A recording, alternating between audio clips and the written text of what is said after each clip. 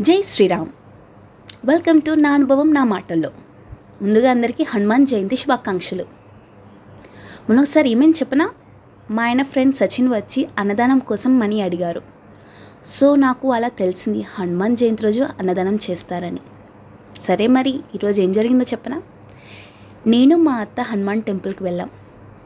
అక్కడ హనుమాన్ కళలో చూస్తూ సాక్షాత్ హనుమంతుడే నాతో మాట్లాడినట్టు అనిపించింది. స్వామివారు ఏమన్నారంటే, బిడ్డ, అన్ని దానాల కన్నా విద్యాదానం గొప్పది అన్నట్టు అనిపించింది. అలా ఎలా అని ఆలోచిస్తే, ఒకరు మంచిగా చదివితే ఆ అన్నం కొనే స్థాయికి వెళ్తారు. అప్పుడు కదా ప్రతి ఇంట్లో అన్నదానం జరిగేది. చదివించిన వాళ్ళకి కదా బ్లెస్సింగ్స్ వస్తాయి. అప్పుడు కదా నిజమైన అన్నదానం. ఓ, ఇంతుందా అనిపించింది. Thanks Hanuman for realising me, making me realise that. సరే మరి ఒకసారి మీరు ఆలోచించండి. జై శ్రీరామ్. మరొకసారి అందరికీ హనుమాన్ జయంతి శుభాకాంక్షలు.